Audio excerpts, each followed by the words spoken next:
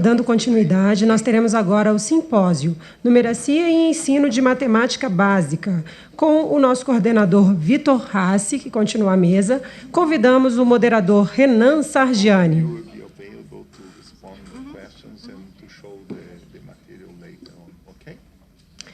Como palestrantes, teremos o senhor Vitor Hassi, a senhora Beatriz Vargas e Helena Corso.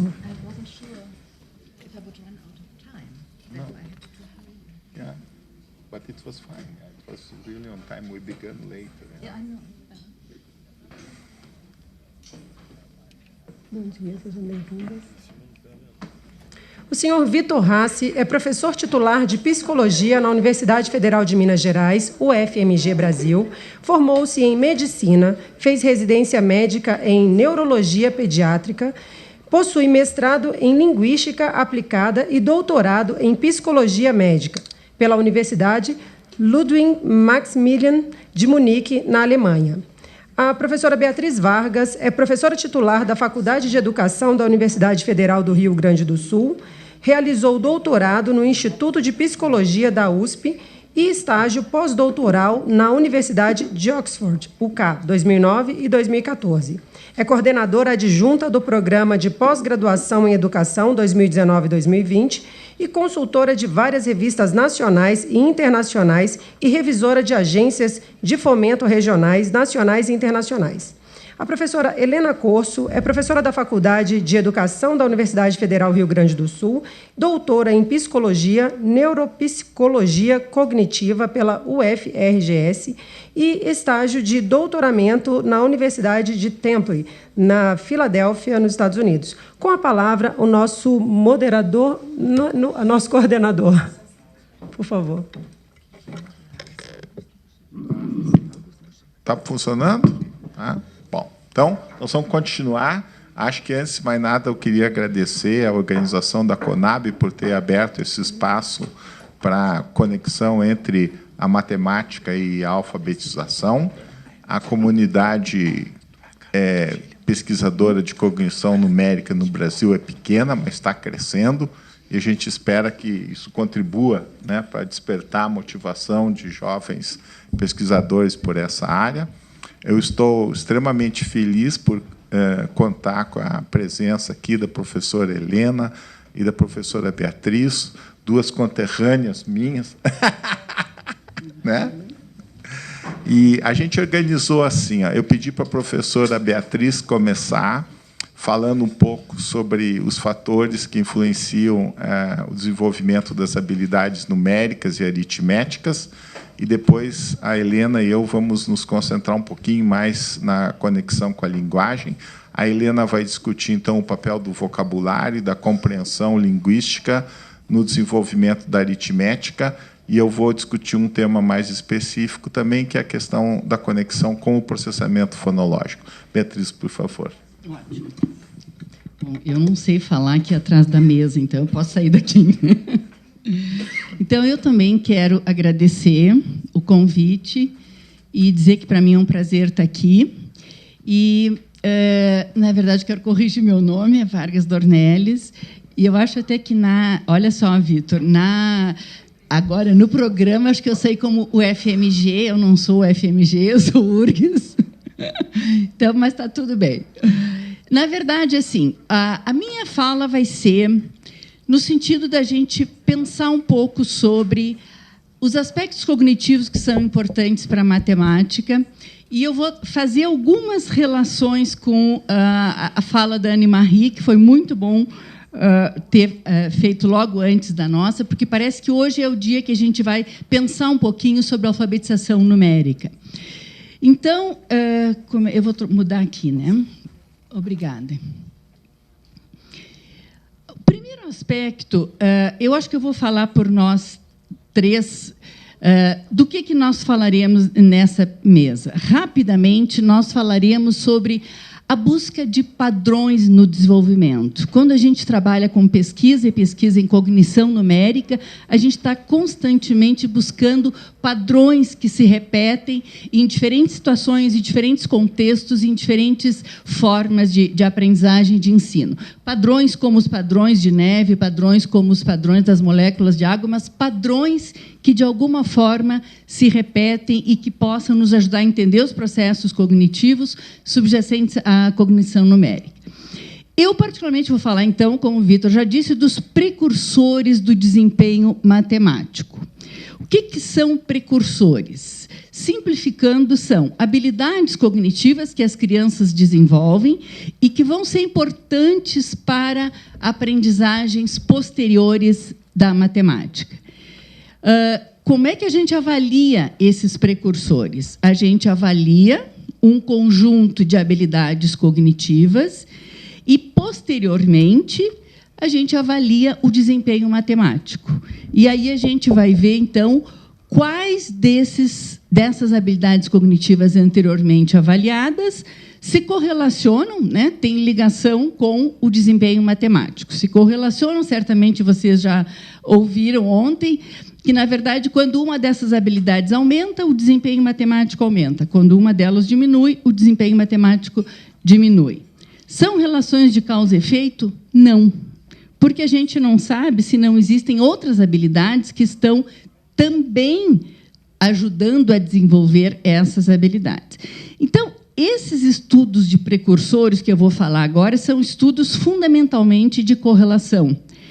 Alguns estudos de relação de causa e efeito aliam a esses estudos de precursores situações de intervenção pedagógica que são particularmente interessantes para nós que trabalhamos com educação.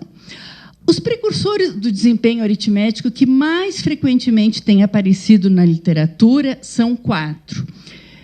A transcodificação numérica, que o grupo do Vitor tem trabalhado, eu vou falar depois, a estimativa numérica, o raciocínio quantitativo e a memória de trabalho. Vamos olhar rapidamente para cada um deles e depois eu vou falar um pouquinho da nossa última pesquisa. A transcodificação numérica, na verdade, simplificando, é a habilidade de relacionar a representação verbal e a representação arábica dos números. Como é que a gente faz isso? Quando, se a gente diz verbalmente o nome de um número e a gente pede, então, que a criança escreva esse número. Então, ela está transcodificando, ela está recebendo uma informação verbal e está transformando isso numa representação gráfica. A estimativa é uma habilidade cognitiva que tem sido muito estudada e relacionada com o desempenho matemático. A estimativa nada mais é do que uma tentativa de adivinhação, mas não é qualquer adivinhação, é uma adivinhação que leva em conta alguns elementos da realidade. Eu posso fazer uma estimativa rápida, olhando aqui para essa sala, que nós devemos ser mais ou menos em torno de 80 a 100 pessoas aqui dentro. Por que eu chutei isso? Não, eu não chutei. Eu olhei mais ou menos quantas cadeiras tem em cada uma das entradas, quantas entradas tem, mais ou menos fiz um cálculo aproximado, que pode estar certo ou pode estar bem errado. Então, a estimativa sempre leva em conta algumas informações prévias. Por que a gente conhece tão pouco sobre os estudos de estimativa ligados ao desempenho numérico no Brasil? Uma das razões, provavelmente, é porque tem poucos estudos traduzidos para o português.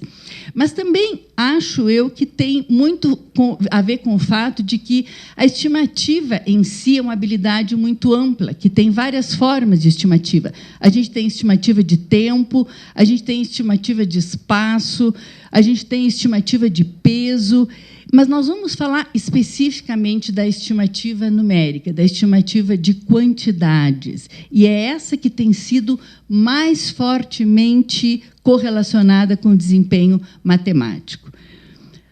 A tarefa de estimativa mais utilizada é a reta numérica, é a reta onde a gente pode ter um começo de 0 e um fim de 10, ou um começo de 0 e um fim de 100, e um começo de 0 ou um fim de 1000, dependendo do campo numérico conhecido pela criança.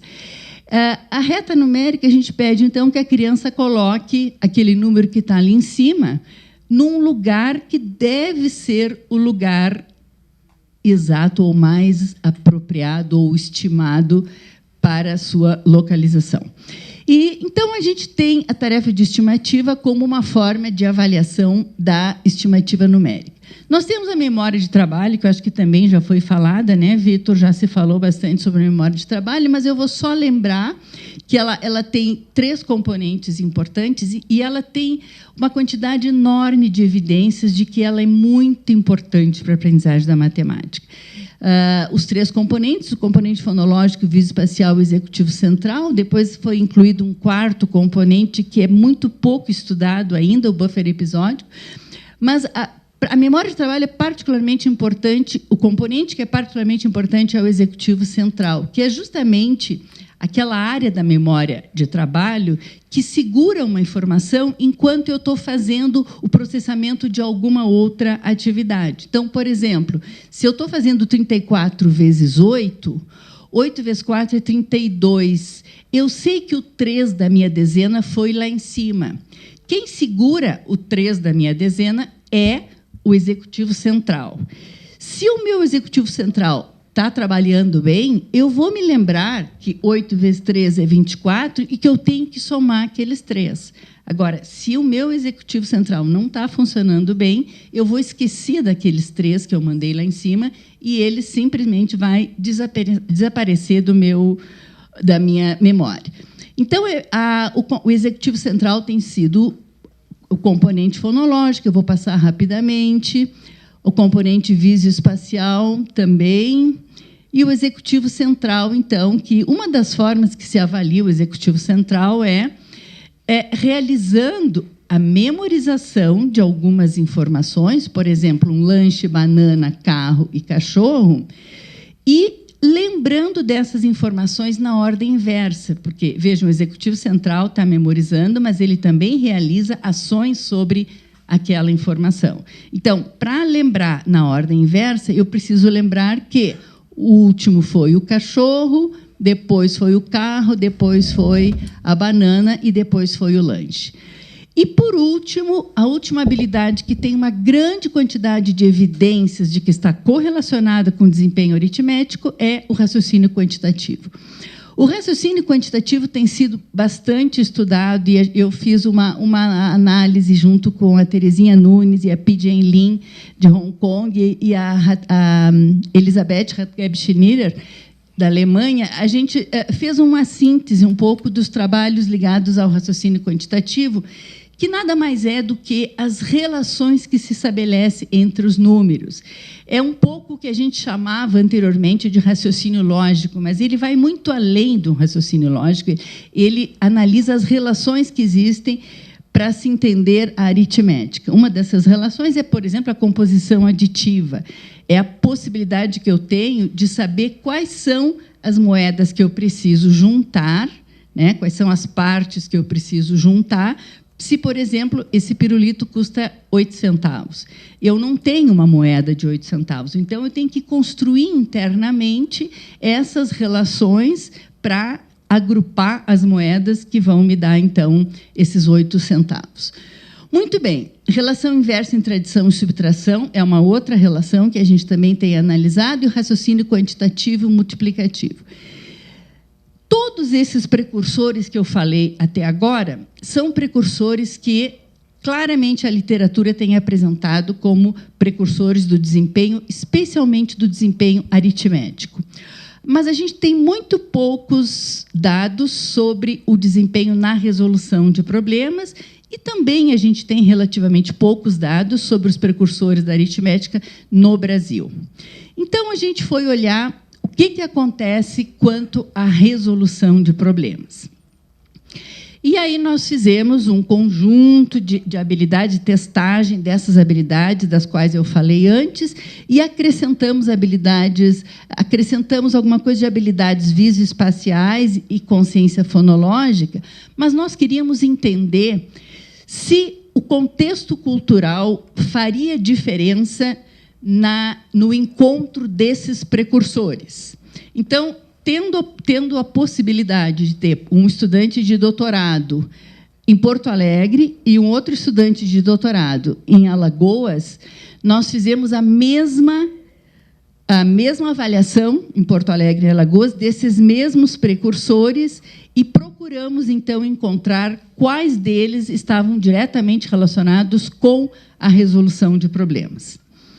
E nós achávamos, a nossa hipótese é que, provavelmente, devido às diferenças culturais, e mais um detalhe muito importante, não era nem a capital de Alagoas, era Arapiraca, uma cidade do interior de Alagoas, comparando com os resultados de Porto Alegre, a gente encontrou exatamente os mesmos precursores para a resolução de problemas.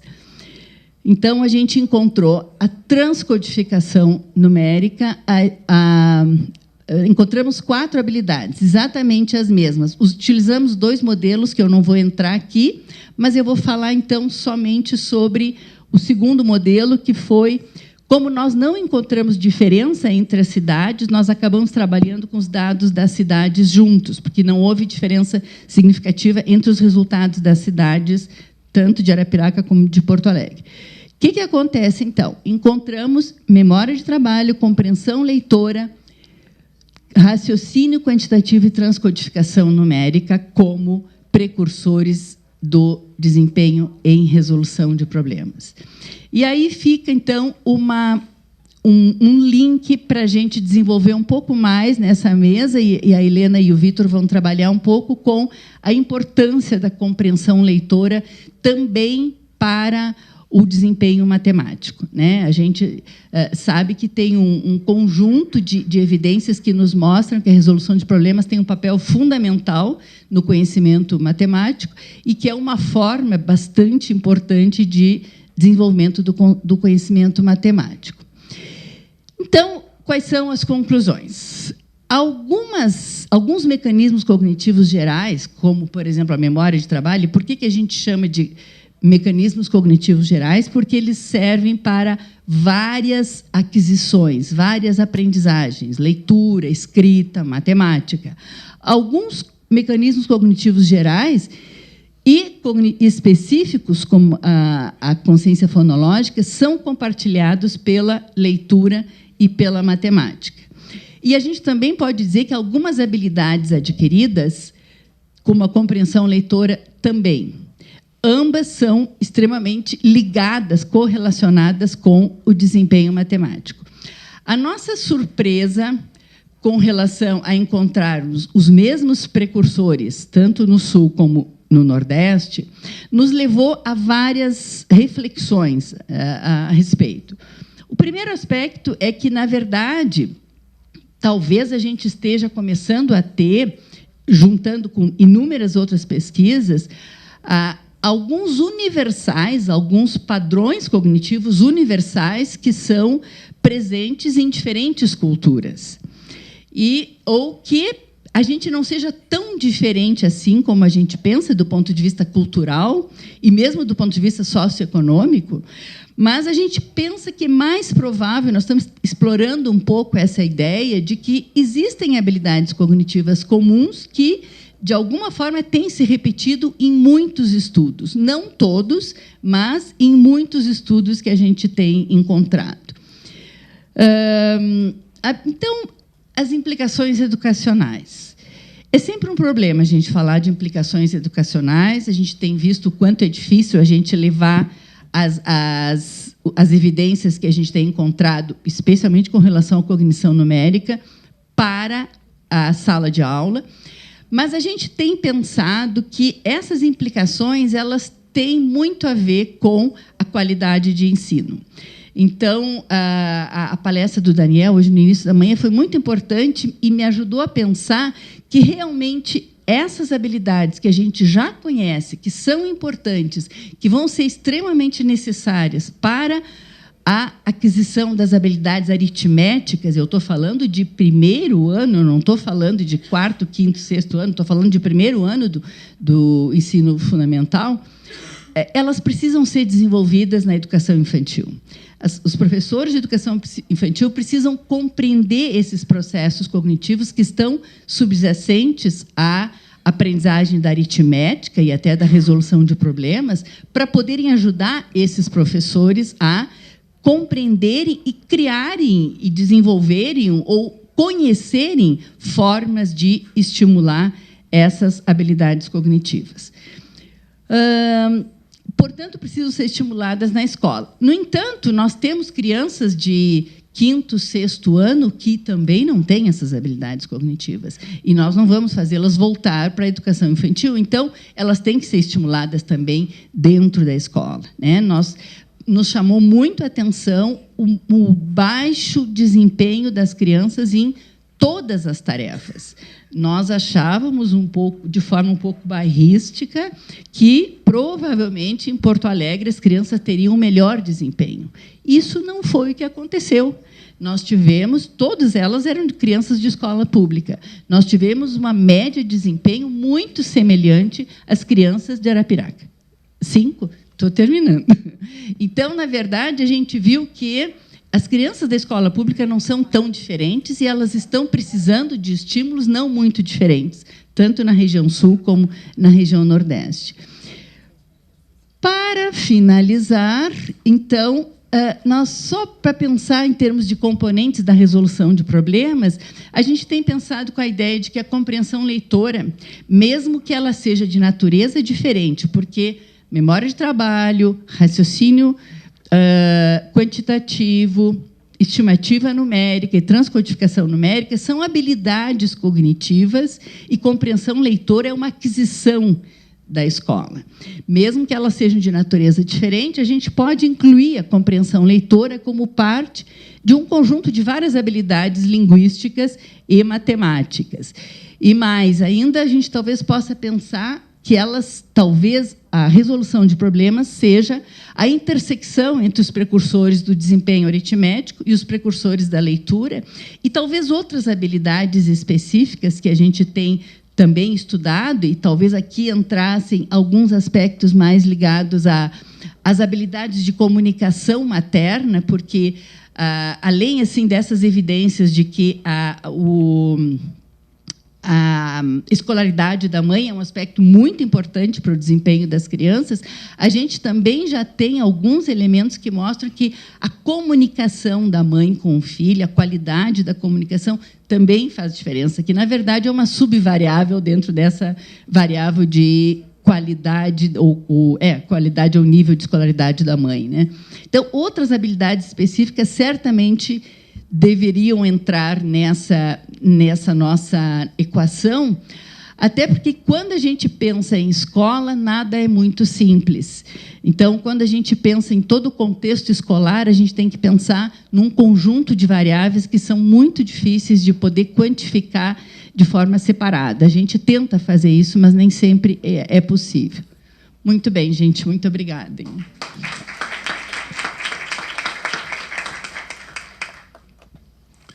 Parabéns, Beatriz, muito obrigado. Agora, então, na corrida, vamos ver a palestra da... Na corrida. Nós estamos na corrida. Nem aqui. começa, né? Quanto o horário? Professora Helena Corso.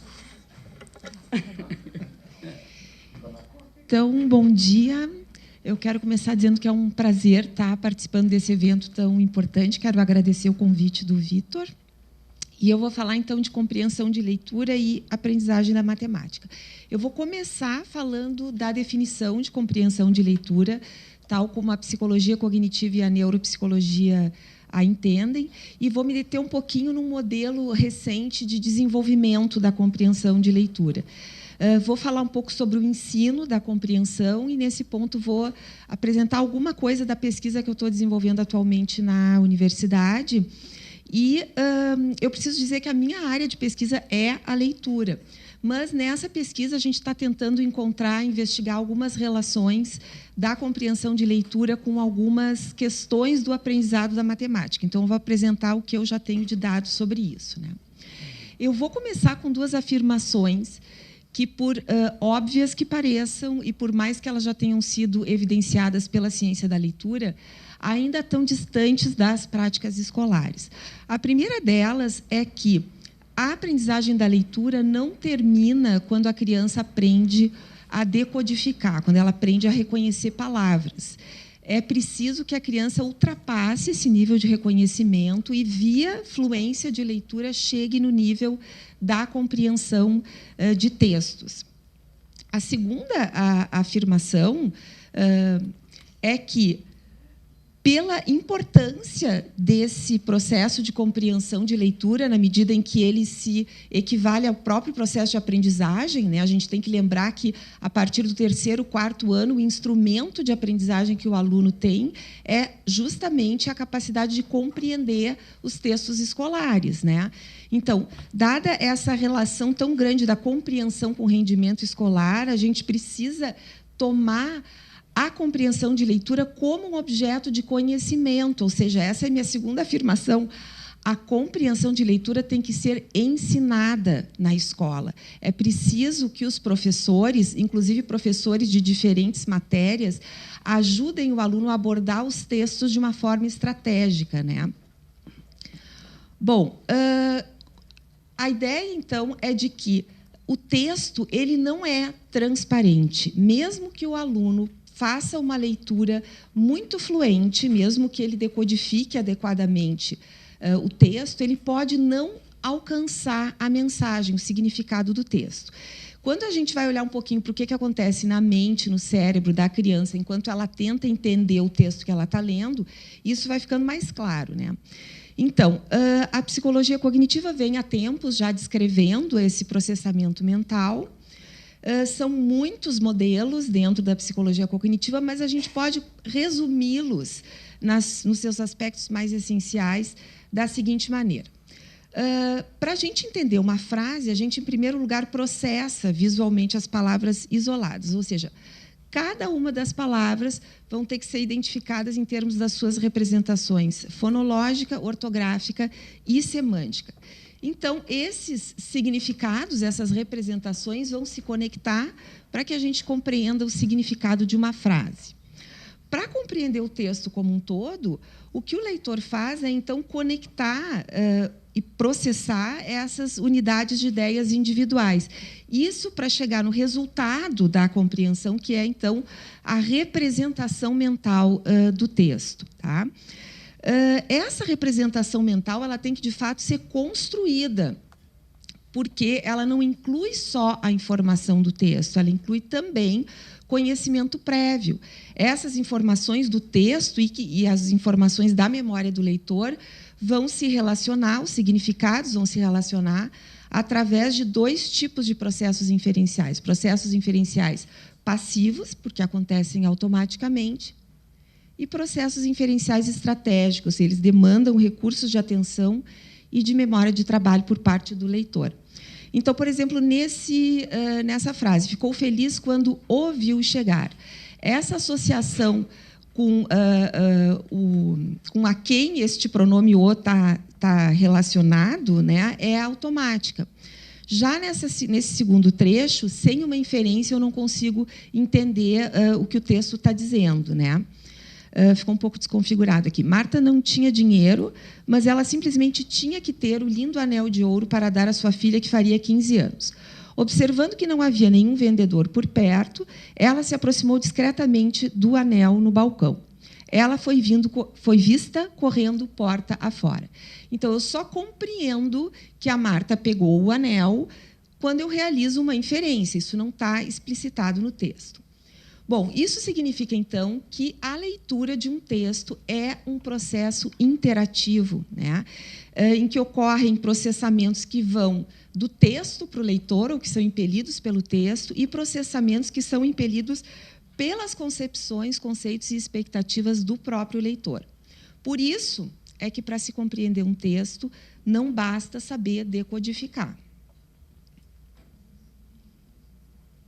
Bom, então, quando a gente pensa em compreensão de leitura, a gente tem essa distinção inicial entre processos e produtos, e, em relação aos processos, nós estamos vendo, então, que existem processos de baixo nível, que vão justamente traduzir o código escrito em unidades de linguagem significativas, né? e processos de alto nível, que vão conectar esses significados num todo coerente na memória do leitor, que é justamente o que caracteriza a representação mental do texto. Bom, existem diferenças individuais na habilidade de compreender textos.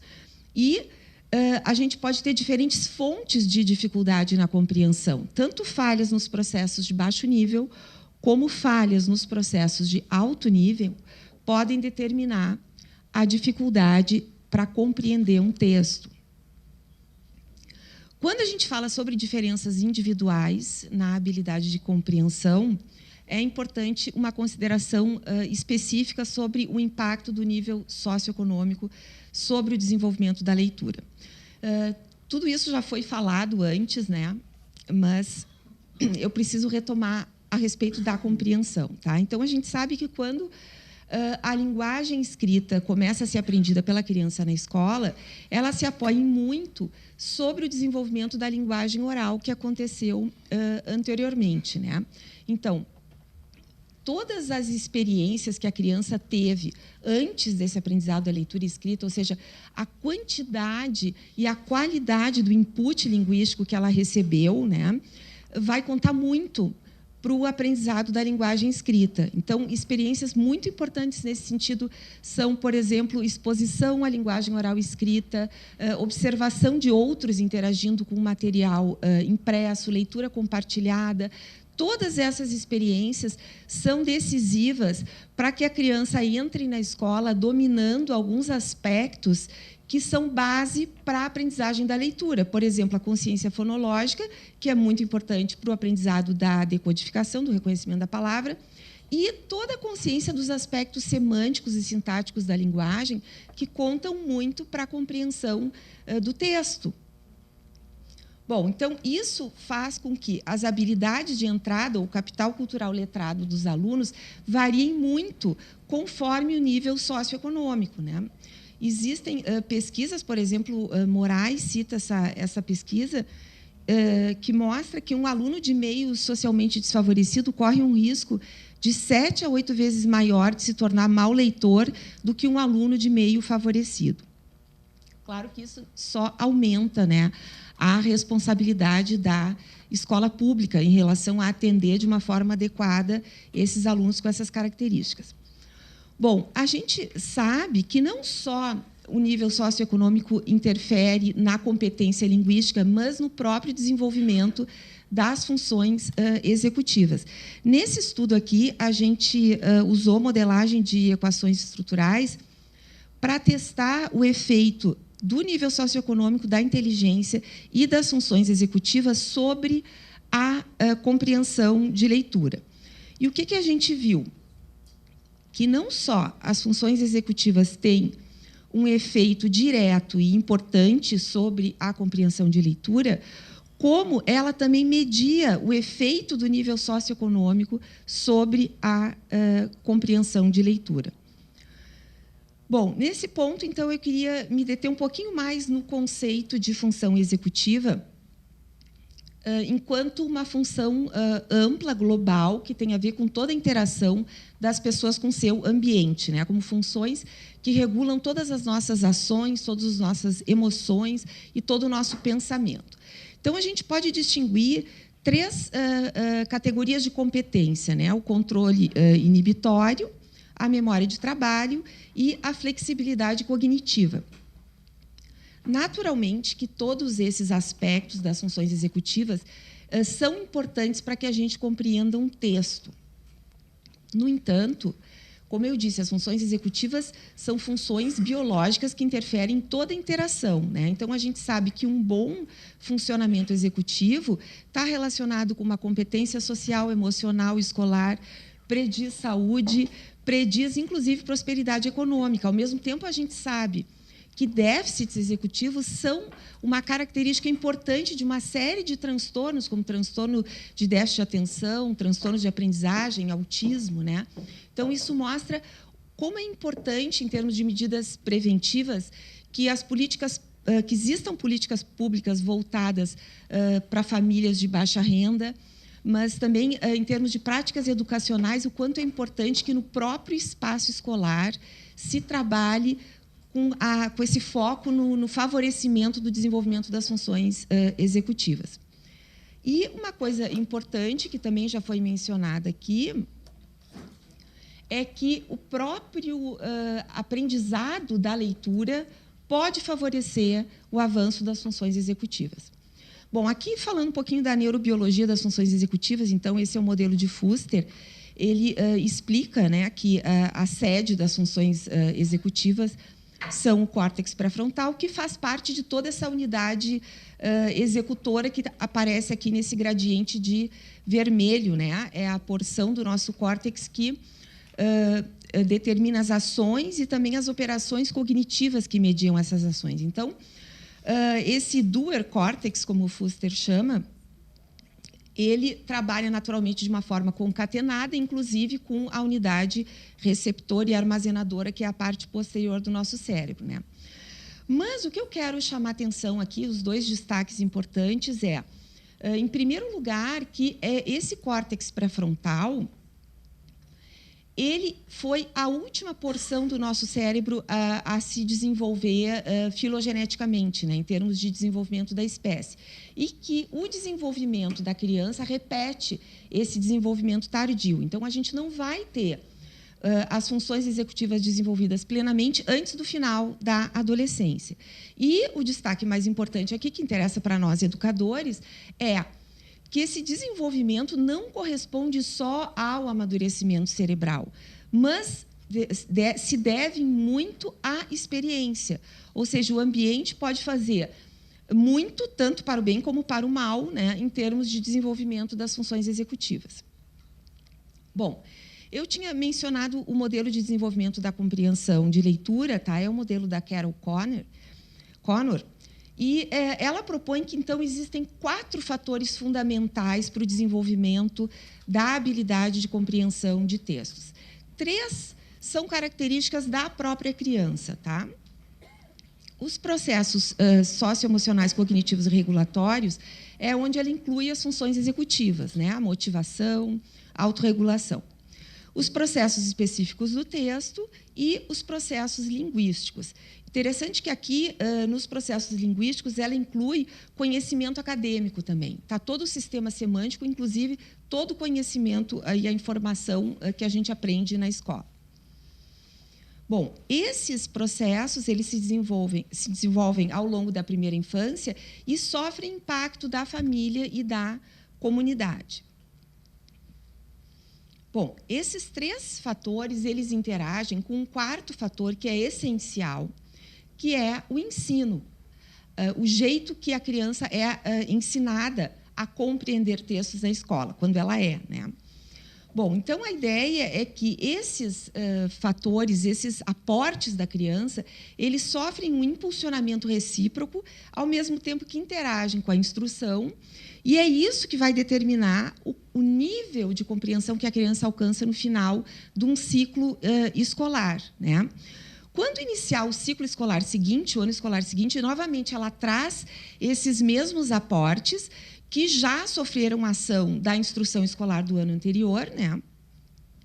E com esses aportes, e novamente sendo submetida a um novo ano de ensino, ela vai, então, chegar no final do ano num determinado nível de compreensão. Esse processo se repete sucessivamente, e esse é o modelo que ela chama de modelo de rede, né? Por isso, esse monte de setas se entrecruzando aqui. Bom, como é que ela define a instrução eficiente? Isso está convergindo com tudo que já foi apresentado aqui em termos de propostas exitosas, né? Em primeiro lugar, é importante que haja um nível mínimo de individualização do ensino, né? De acordo justamente com as capacidades que o aluno traz para a escola naquele momento, né? Então, é preciso que o professor disponha de um repertório de atividades próprias para cada nível dos alunos, que serão níveis diferentes, provavelmente, né? Como é que eu faço isso? A avaliação das habilidades de leitura dos alunos é crucial. Essa avaliação inicial é chave, essa radiografia da turma que o professor vai dispor. Uma outra ênfase importante do que ela preconiza como uma instrução eficiente é a ênfase na autorregulação do aluno. E aqui a gente tem, então, todo o favorecimento das funções executivas, né? E, como suporte para tudo isso, é importante o apoio ao planejamento docente e ao manejo da sala de aula também. Bom, na universidade eu tenho desenvolvido esse projeto de intervenção em compreensão de leitura. O nosso objetivo era, então, construir um programa de leitura com vistas ao favorecimento da compreensão e testar a eficácia desse programa. Naturalmente que a gente se pautou por todas esses princípios, né?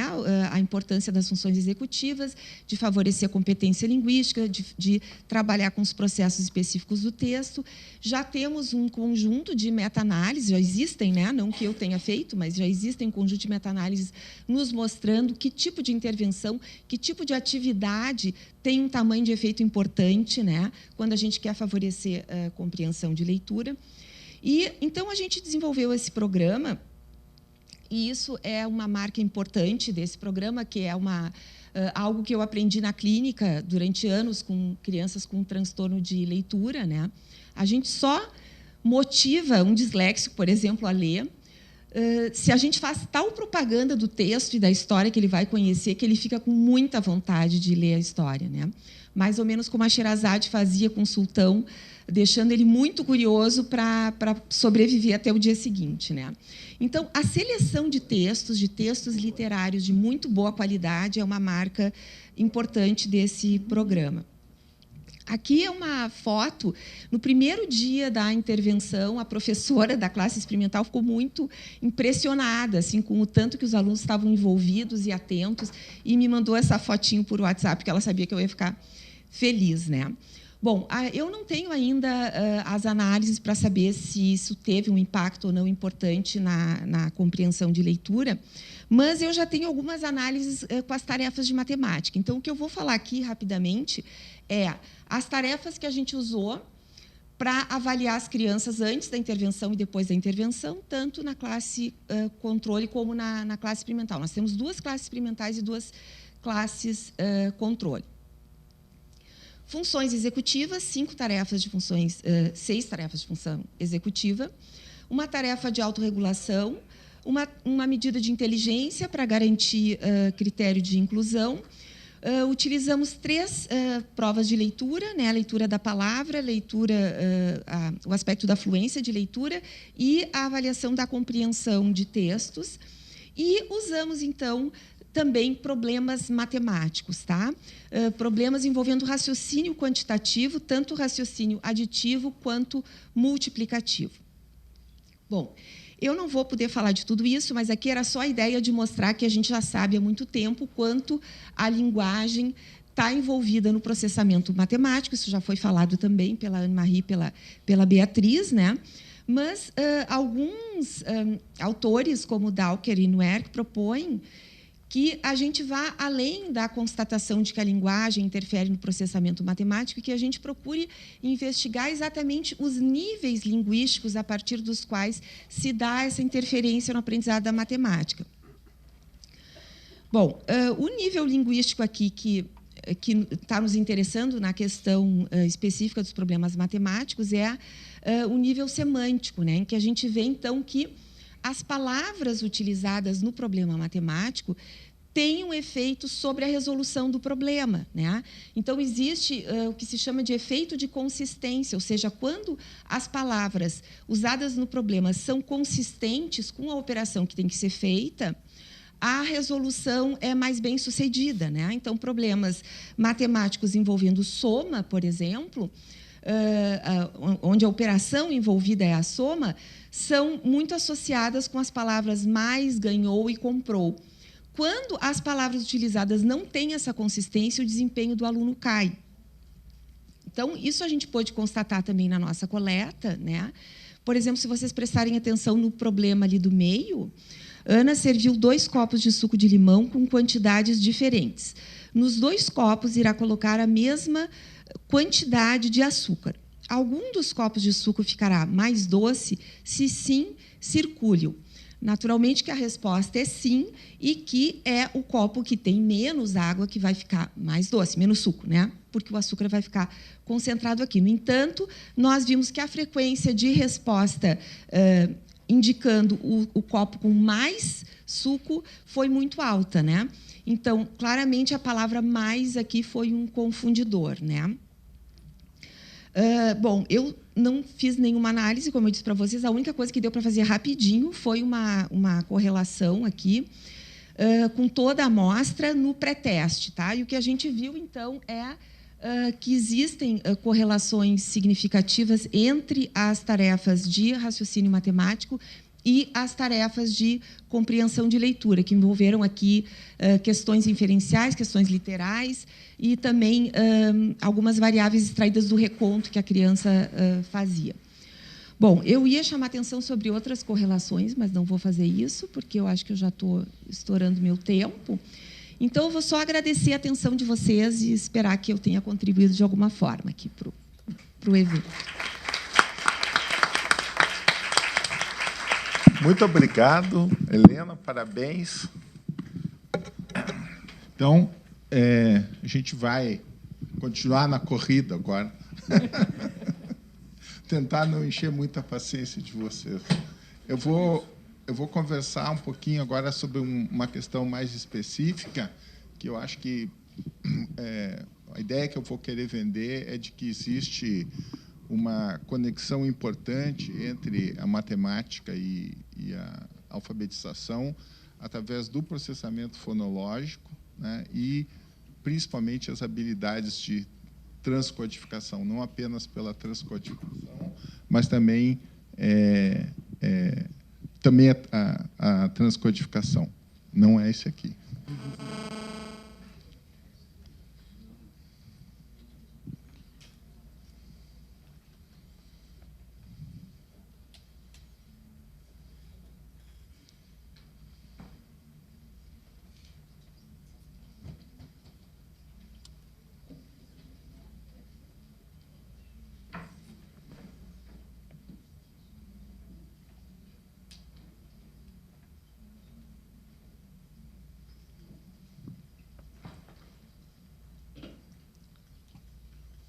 Bom, então, a gente fala sem slide mesmo.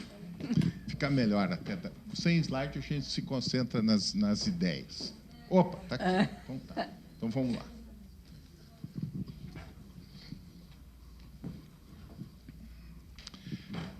Então, o título é Processamento Fonológico.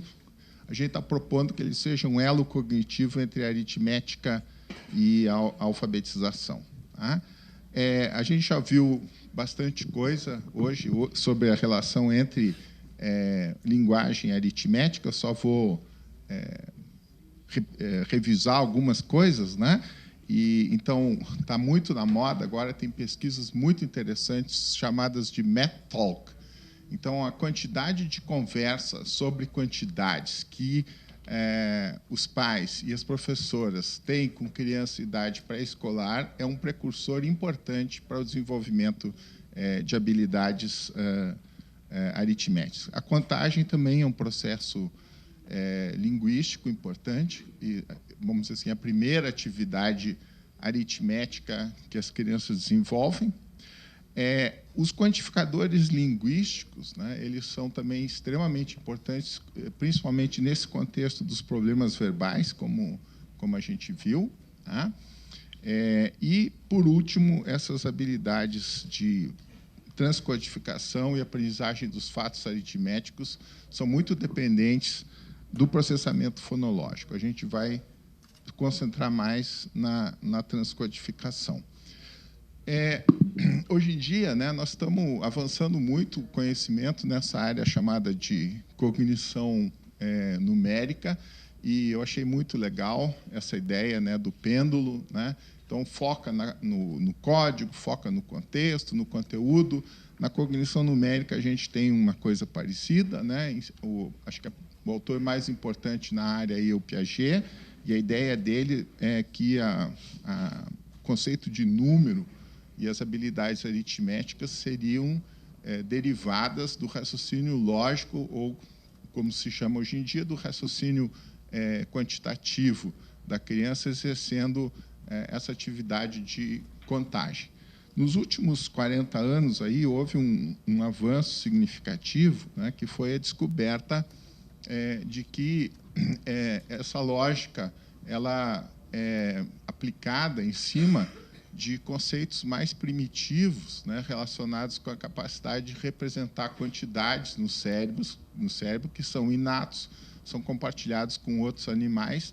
Então, a gente tem, hoje em dia, essa ideia de um desenvolvimento epigenético do conceito de número, né, que é baseado na interação entre esses core knowledge primitivos e atividades linguísticas, né, principalmente a contagem, como foi mostrado aí pela Anne-Marie, né?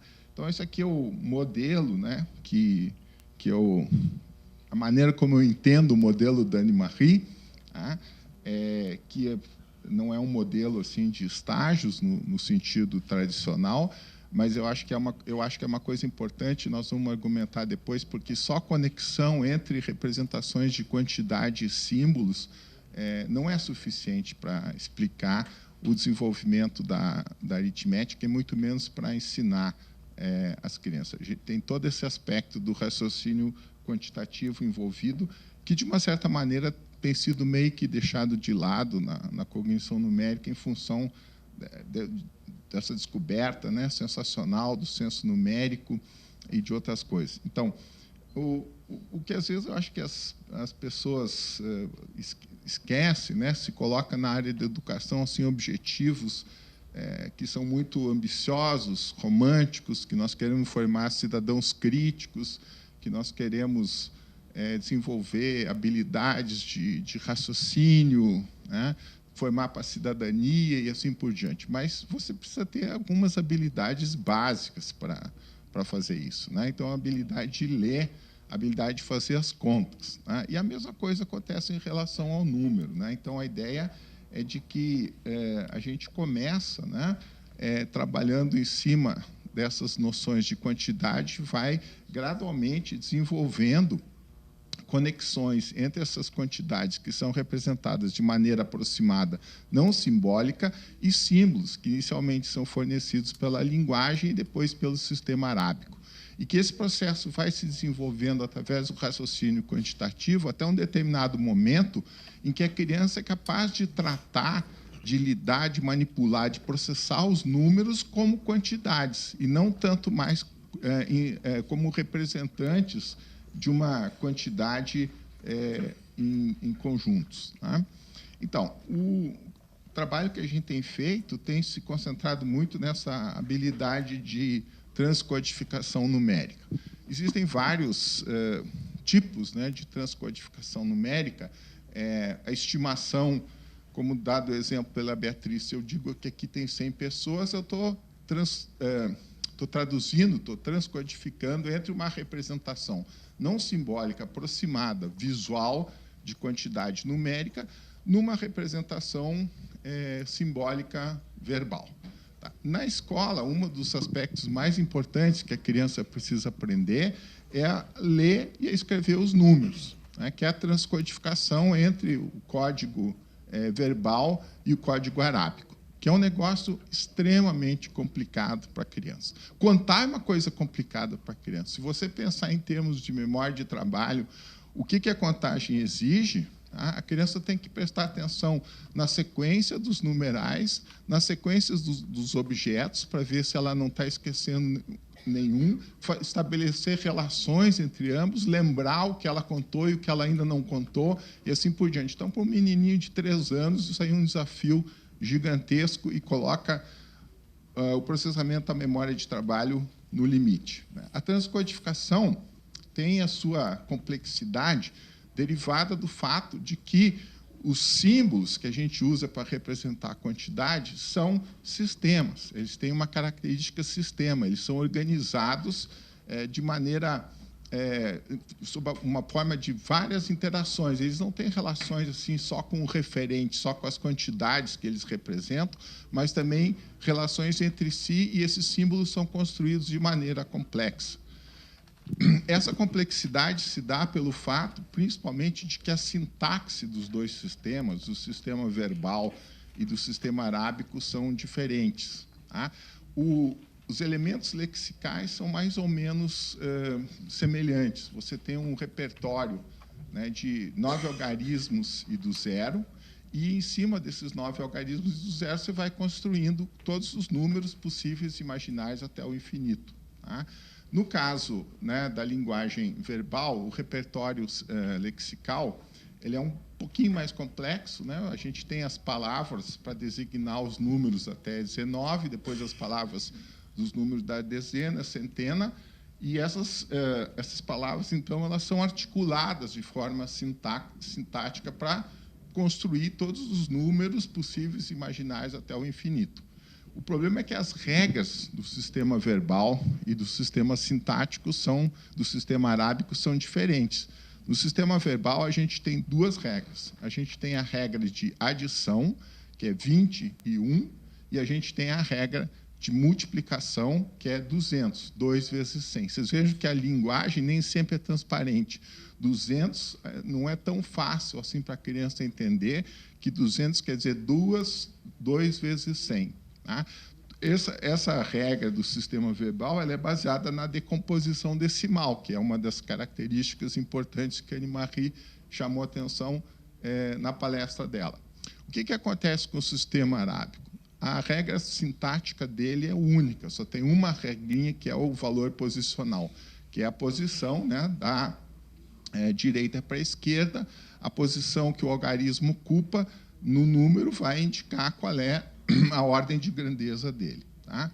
E a criança tem que passar de um sistema para o outro. Isso não é uma coisa tão simples. Não é tão simples de forma tal que a gente desenvolveu, né, algumas tarefas para avaliar isso, e nós vimos que crianças que têm um desempenho em matemática inferior ao percentil 25 no TDE, que é o nosso teste brasileiro de desempenho escolar, elas têm muita dificuldade com essa tarefa. Então, essa aqui é uma tarefa simplesinha, com 28 itens. Nós aplicamos em mais de 1.000 crianças e nós vimos que, principalmente nos primeiros anos, até em torno do 3º, 4º ano, é uma tarefa extremamente sensível para detectar dificuldades de aprendizagem da matemática. Tá? Nós replicamos esse estudo com uma outra amostra, com uma tarefa um pouquinho mais sofisticada, com 81 itens, e os resultados foram parecidos. É interessante observar também que há uma tendência, né, das crianças com dificuldades em encarreirarem. As crianças sem dificuldades, já em torno do 3º, 4º ano, elas atingem um efeito de teto, elas conseguem realizar a tarefa em quase 100% de acertos, enquanto que as crianças com dificuldade vão precisar um pouquinho mais para fazer isso. Essa nossa tarefa de 81 itens, ela foi modelada a partir de um modelo computacional, um modelo de processamento de informação, que eu acho assim uma coisa genial, esse modelo. Ele se chama modelo ADAPT, e a ideia do modelo ADAPT é o seguinte: é uma espécie de modelo de dupla rota do ditado de numerais arábicos. Né? Então, quando a criança ouve um número, por exemplo, 1934, e tem que escrever em numerais arábicos, o que ela precisa fazer? Ela precisa, em primeiro lugar, codificar fonologicamente esse número. Ela precisa ter uma representação fonológica desse número. Essa representação fonológica precisa ser mantida na memória de trabalho e ela precisa realizar uma busca na memória de trabalho para ver se existe alguma entidade que tenha sido previamente lexicalizada, como, por exemplo, Boeing 707, 727, o ano em que a gente está, 2019, são números que a gente escuta com tanta frequência que eles acabam sendo lexicalizados e a gente tem acesso direto a eles. Então, se o número está lexicalizado, vocês sabem que número é esse aqui? 1822. Muitos alunos da faculdade não sabem. Tá? Não lexicalizaram esse número. Tá?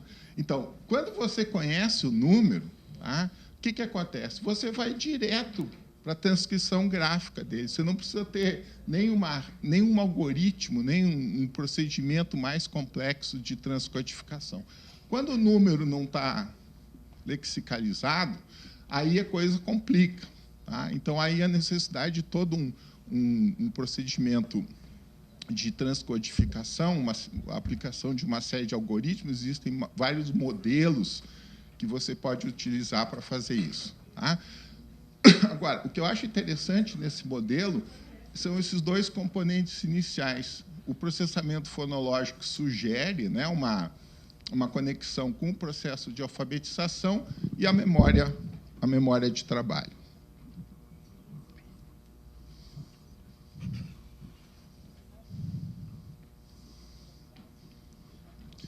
Então, esses requisitos cognitivos do ditado de numerais arábicos são relacionados com as representações fonêmicas acuradas, com o acesso lexical, com a memória de trabalho fonológica e espacial também, e com esses procedimentos sintáticos propriamente ditos de transcodificação.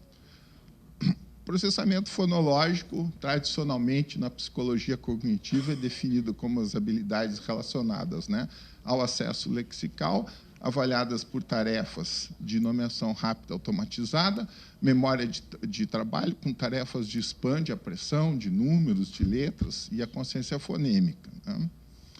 Como, no caso, a tarefa de supressão de fonemas. Tá?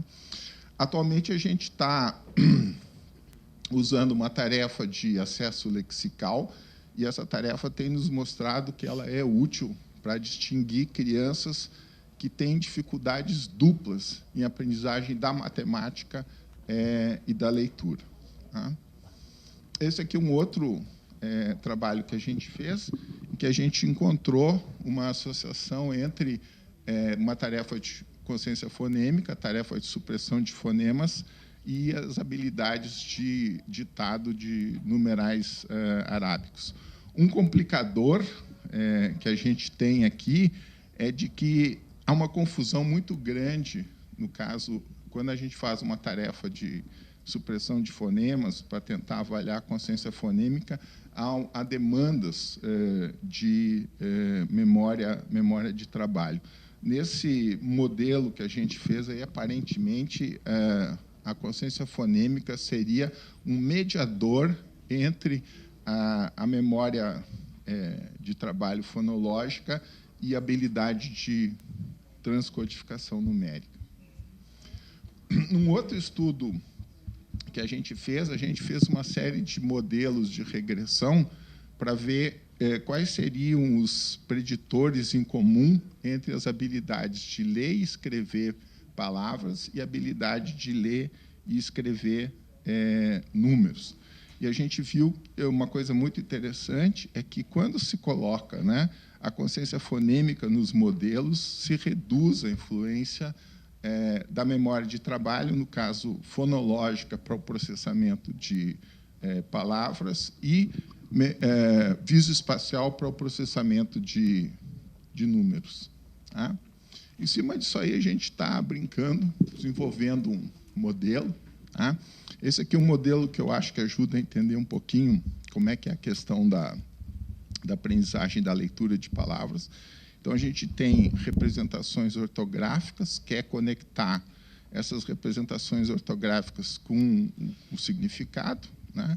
E o meio pelo qual isso acontece é a recodificação fonológica, que impõe demandas de memória de trabalho, que é essa nuvenzinha. Né? Com a prática, à medida que a criança vai adquirindo experiência, vão se formando conexões mais diretas entre as representações ortográficas e as representações semânticas na memória, e diminui a demanda por recodificação fonológica e por processamento na memória de trabalho.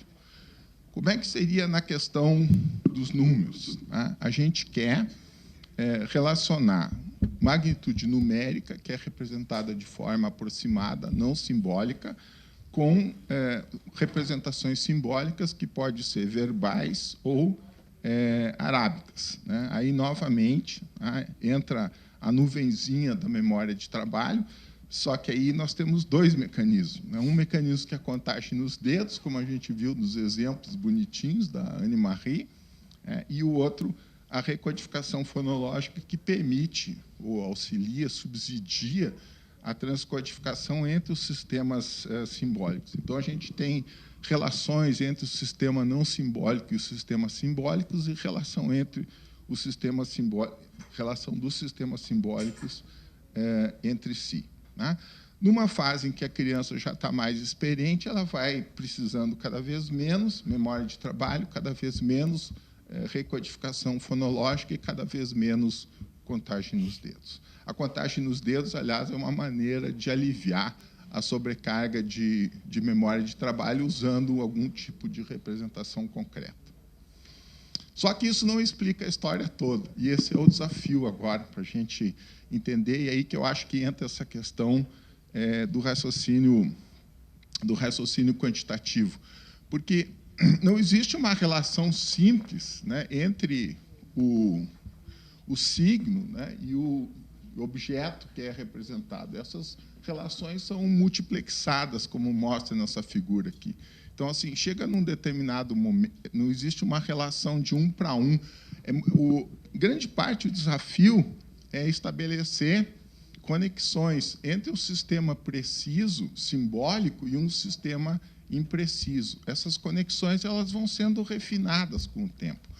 Existem conexões também no nível das representações não simbólicas e conexões também no nível das representações simbólicas. Aí que entra toda o raciocínio quantitativo que a criança desenvolve a partir da atividade, principalmente de contagem, com o intuito, então, de desenvolver essas relações sistêmicas que envolvem a inclusão de classes, a componencialidade, né, a função sucessora e assim por diante.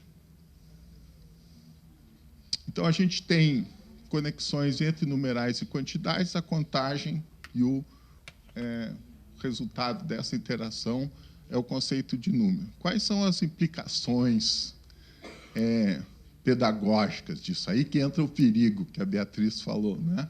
Bom, eu acho que tem várias coisas que a gente pode falar, mas eu acho que uma coisa importante assim, é o foco na numerosidade. Desde pequenininho, chamar a atenção das crianças para as quantidades. É mais, é menos. Tá?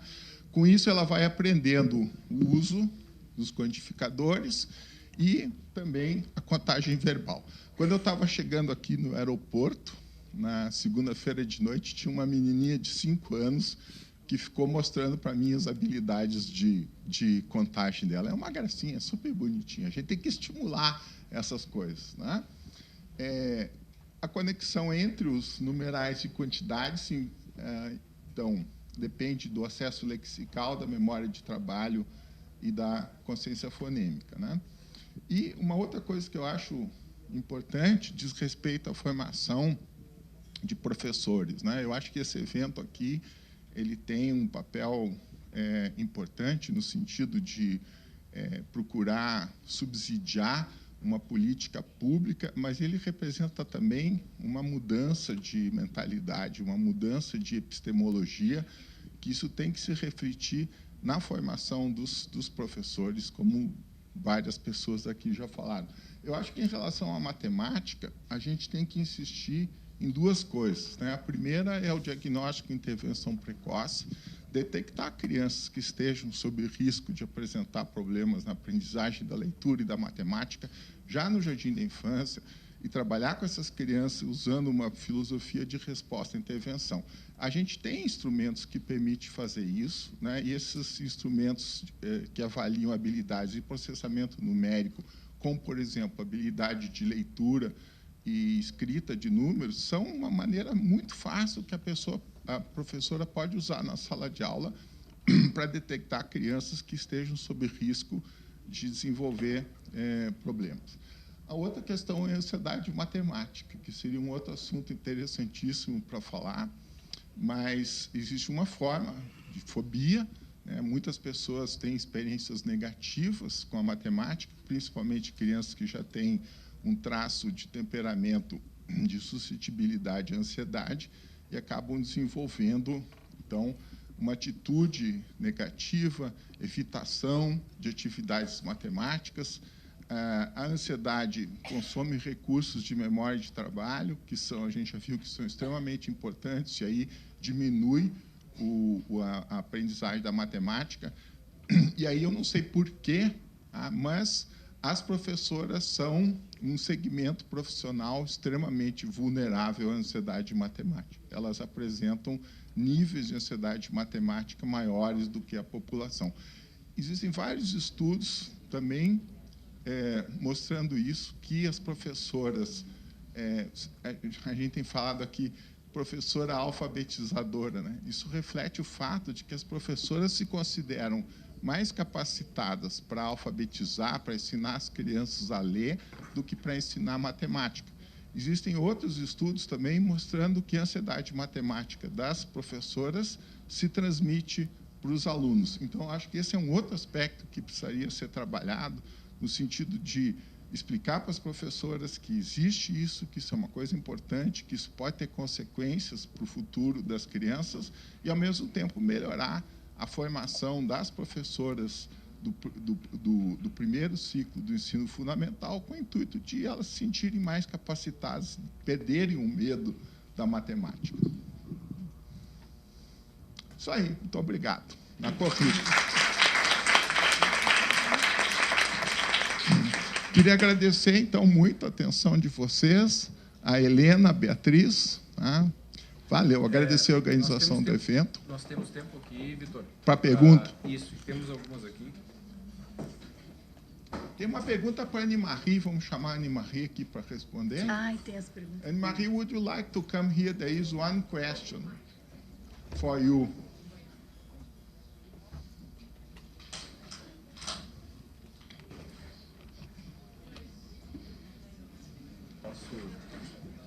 Deixa eu fazer essa aí depois. Tu quer fazer? Tá. So, just because Nós temos agora 3, 4 minutos, então vamos acelerar.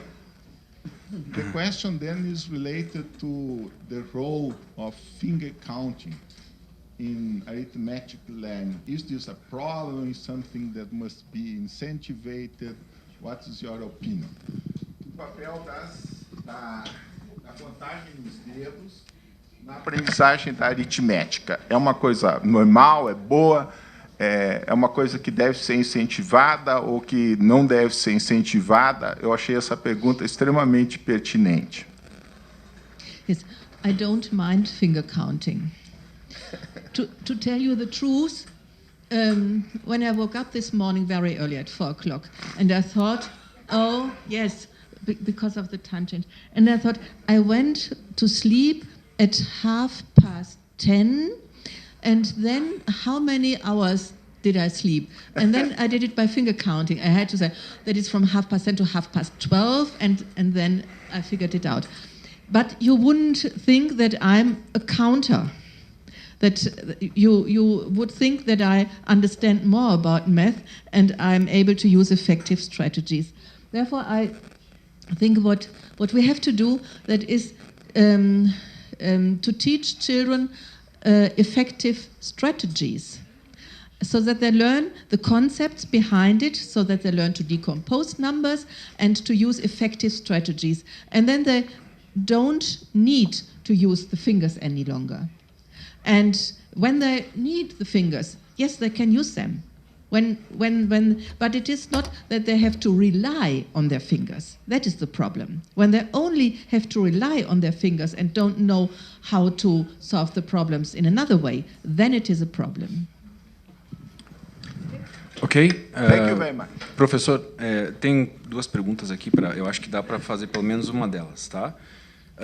Como a numeracia pode ser melhor entendida e refletida na formação dos professores e por que ainda não vemos matemática como linguagem no Brasil? Quem quiser responder, de vocês 3.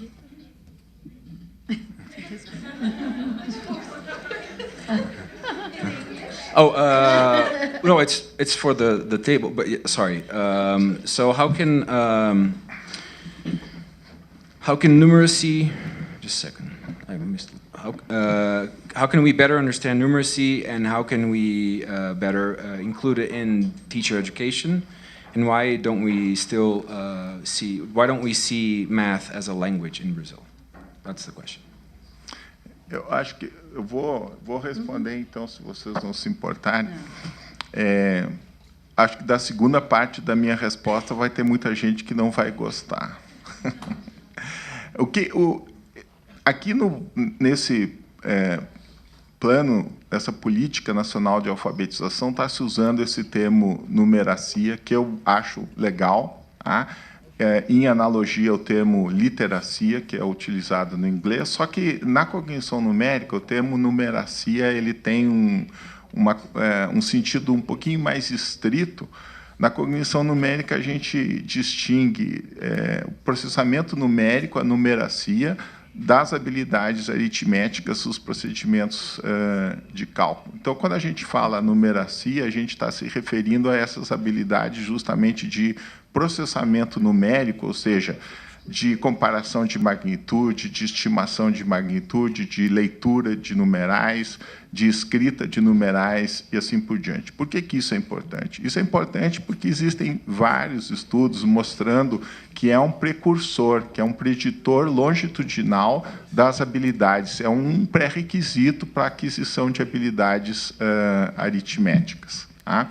Como é que vai se fazer isso? Eu acho que tem que se criar programas específicos, né, para a formação dos professores, né, uma vez que, como eu mencionei, as professoras não se sentem capacitadas para ensinar matemática e existe uma frequência, né, uma incidência alta de medo, de ansiedade matemática. Então, enquanto isso não mudar, não se fizer algum tipo de política, né, com o intuito de intervir diretamente nessa situação, não vai melhorar o ensino da matemática, porque a coisa já começa lá desde o jardim da infância.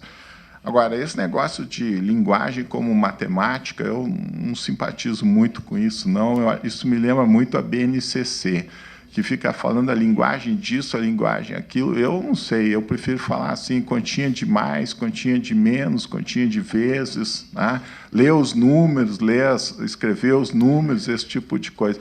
Então, não entendo muito bem qual é a vantagem de utilizar, talvez fuja a minha compreensão, talvez alguém mais queira fazer algum comentário sobre isso. Quer dizer, linguagem como matemática. Obviamente, assim, a matemática se serve de códigos verbais, de código arábico, se serve de símbolos. Agora, qual é a vantagem de chamar isso de linguagem? Eu, sinceramente, não entendo. Né? Eu queria só fazer uma observação. Eu desliguei? Então tá. Só uma observação mais relacionada até à tua primeira fala, Vitor, porque, na verdade, eu sempre fico na dúvida se numerácia é o melhor sentido ou numeralização. Eu fiz, há 20 anos atrás, uma revisão técnica que falava em numeracy e já se traduziu como numeralização. Então, talvez seja a numeralização um termo bastante bom. Eu acho que a gente não tem ainda aqui no Brasil a mesma preocupação que a gente vê, por exemplo, no Reino Unido. O Reino Unido tem relatórios enormes de 300 páginas mostrando o custo social da falta de numeralização da sua população. Então, assim, eu tenho um orientando de doutorado trabalhando agora com esse tema, assim, qual é o custo econômico disso, e nós temos achado uma quantidade muito grande, especialmente do Reino Unido, preocupando-se com o que significa para esse contingente enorme de pessoas. No Brasil é quase 70%, no Reino Unido é quase 49%, de pessoas que não têm o domínio básico das 4 operações fundamentais. Então, assim, adição, subtração, multiplicação e divisão, continha. Não tem isso no seu cotidiano, na sua vida diária. Então, esse tipo de resultado, digamos, de um insucesso escolar tem sido uma preocupação enorme em alguns países. Eu conheço um pouco do Reino Unido, né?